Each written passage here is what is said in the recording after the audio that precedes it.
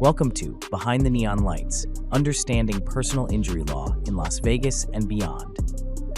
Welcome to Behind the Neon Lights, Understanding Personal Injury Law in Las Vegas and Beyond with CJaredClark, owner and founder of Clark Law Group, specializing in auto collisions, motorcycle crashes, workplace accidents, and personal injury law, and dedicated to helping clients every step of the way.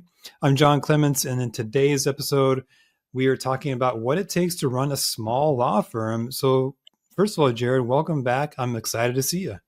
Likewise. Good afternoon, John. Thanks for having me again. Yeah, my pleasure. So let's dig right into the questions.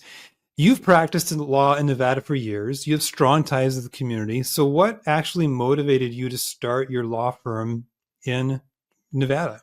You know, I oftentimes say I've been practicing. I just celebrated 10 years a few weeks ago. I'm a native here in Las Vegas, and oftentimes say law chose me. I didn't choose it. I happened to be working at a law firm. One of my first jobs was a personal injury firm here in Las Vegas, Nevada. And I was just a runner. Then I became a file clerk, a legal assistant, and I really started to enjoy the services that they were offering, the people that I was dealing with, and the level of practice of law that the firm was achieving there.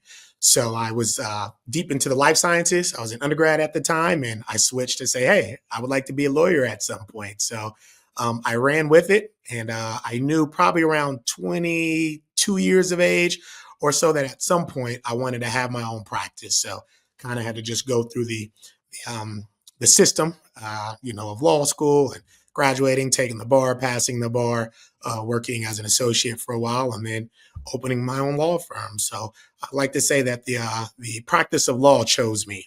You just kind of glossed over like, oh, I went to law school and then I got past the bar exam. So I happen to know that those are really hard things, So talk to me a little bit about the doubts and the obstacles that you faced early on, because I swear, like I can tell you right now, it wasn't easy. So talk to me about that.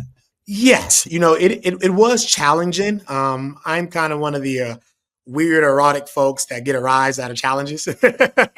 So, when I see challenges, I oftentimes run that way, and sometimes it causes me danger. And so, sometimes it works out the way that it's supposed to. But, what I would say is being consistent in the discipline component of it all. When times get tough, when your mood changes, but you still have to get through and push through to finish that 3-year program, or, sit for that 3-day test, right? You just got to dig deep, and it was my spirit that moved me more than anything. I knew it was something that I wanted to do. I was working at a personal injury firm for many, many years, never deviated from that path in terms of, once I decided that I wanted to practice law. So, it was really the spirit that continued to drive through the hurdles, the challenges, the long nights, and burning that midnight oil. Yeah, I think there was a researcher that coined the term grit, kind of Yes. about that, right? I think her name is Duckworth, and she talks all about that. So it sounds like you have grit, and it's paid off. It has. Yeah. In addition to just having grit, I mean, that's a super important component of success. But to get to where you're at today, you have to have developed some systems or strategies, right, in your daily routine or at your firm. So talk to me about that. What do you have in place to help you stay focused on clients while you're also trying to own and manage and run a business? That's such a good question. And it's something that I think most people at some point struggle with, business owners and entrepreneurs.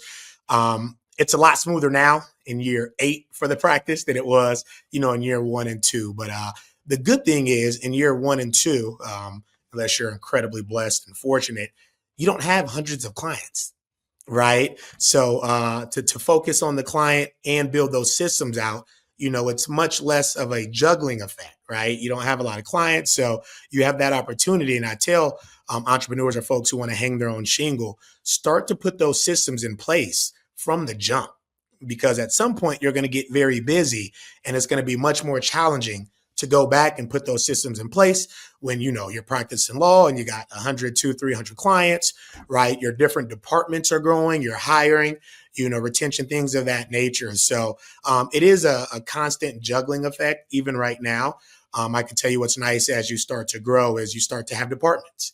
You start to have heads of departments. You start to have a leadership team, right? And you're not wearing all the hats yourself, but I'll never forget, right, when I went out on my own, it seems like I was dealing with more technology issues. And is the printer talking to the computer? Is the Wi-Fi working today? And just things of that nature. You're putting out those type of fires more than just practicing law.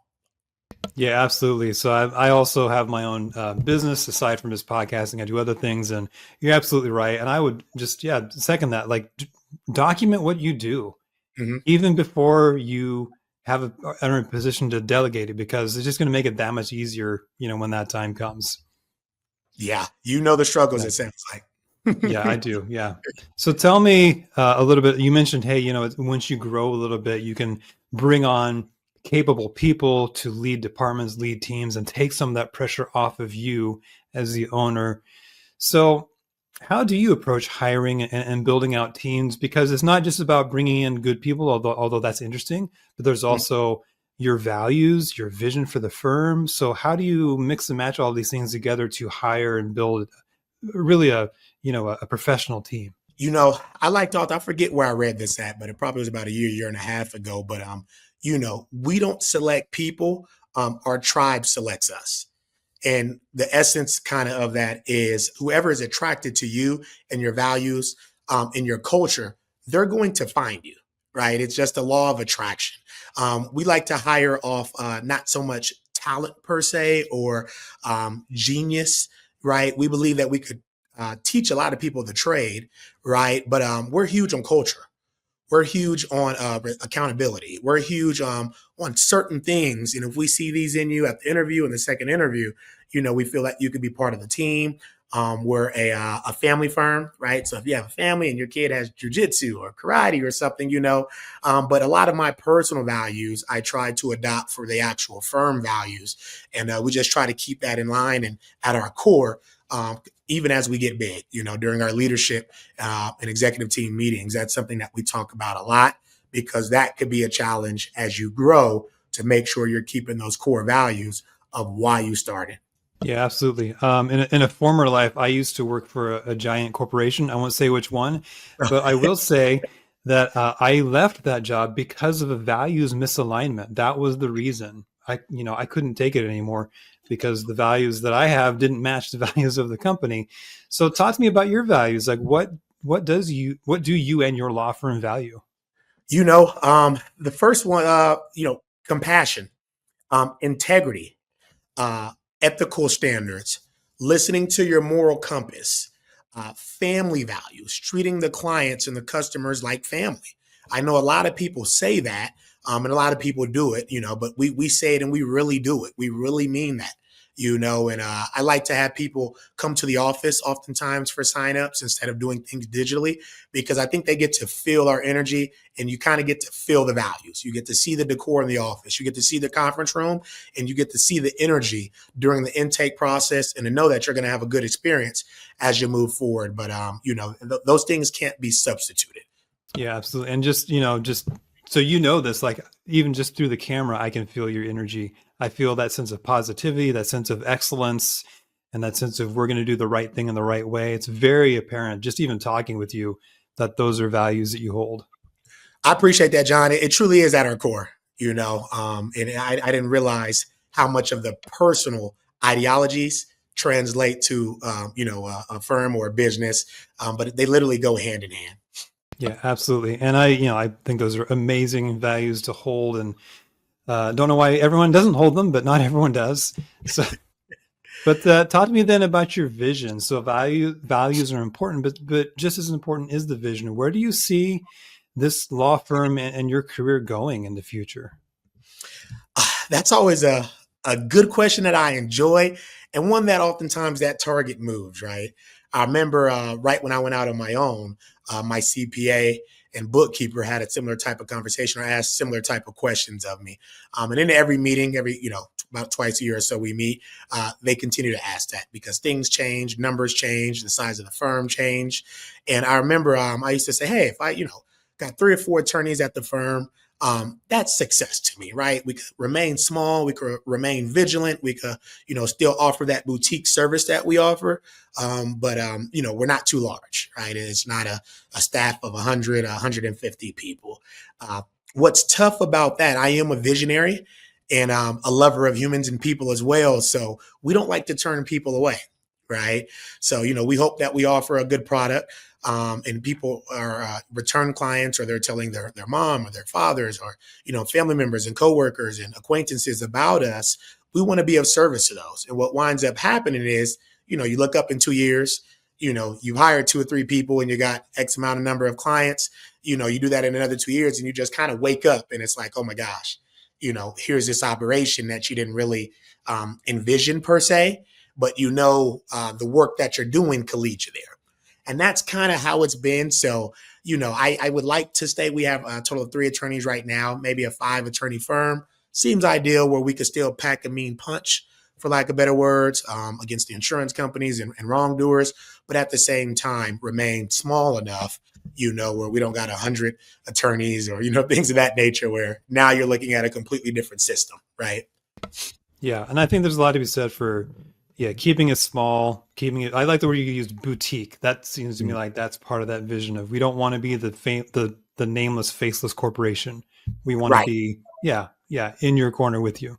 So let's talk a little bit about that, because you mentioned that you certainly don't want to turn away people. You obviously need clients, you need customers, you want to help them out, but you probably have an ideal client that you're looking for. And so tell me about who your ideal client is and how you kind of tailor your services to meet those specific needs.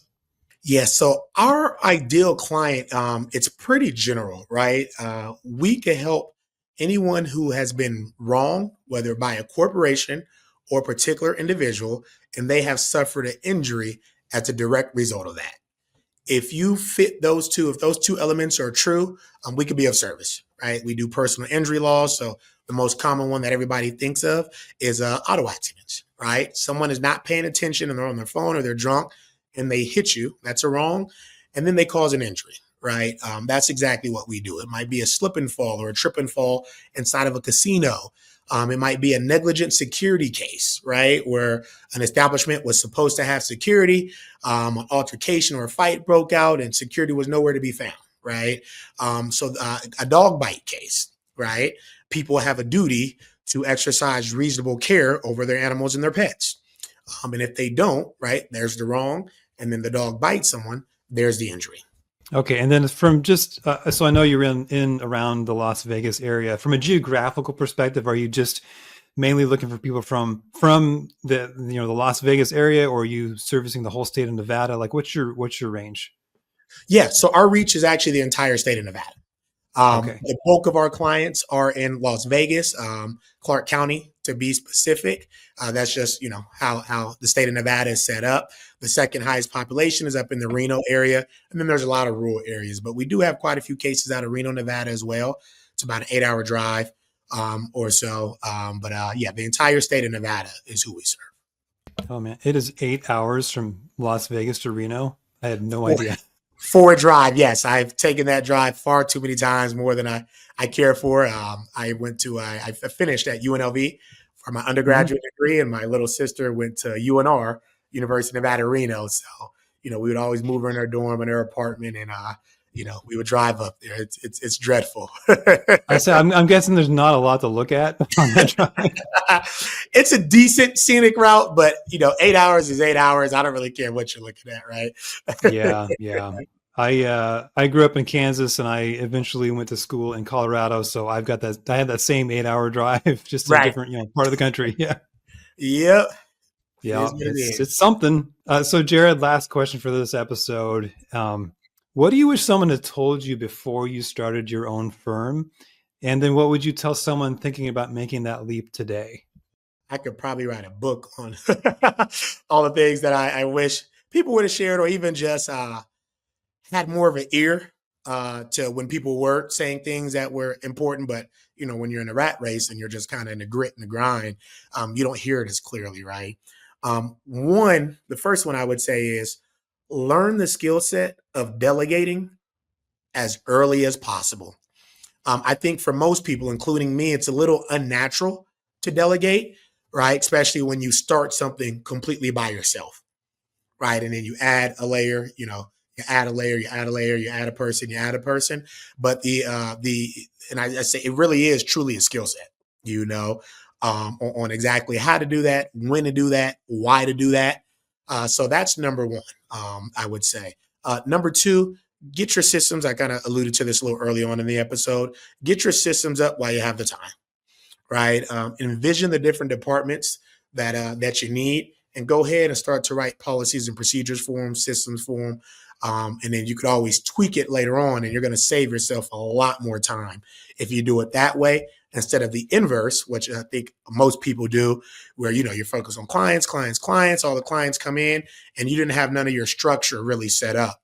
And, not that you still can't do a good job for the client, but I could tell you in terms of smoothness and efficiency, and optimizing your practice, if you have those in place prior to getting all the clients, it makes your life a lot easier. And the clients, they don't see the direct effect of that, but it's a better experience for them. Yeah, I like the way your brain thinks, Jared. That's really good advice. So thank you for sharing that with us. Absolutely. All right. Well, and thanks to our listeners for tuning into Beyond the Neon Lights, Understanding Personal Injury Law in Las Vegas and Beyond with CJaredClark. To connect with the team, head to injuryattorneyvegas.com. Be sure to like, subscribe, leave a review. And Jared, hey man, as always, it's just a pleasure and a delight to speak with you. I appreciate it more than you know. Thank you, John. Thank you. Thanks for watching. Be sure to hit that like and subscribe button and leave us a review in the comments.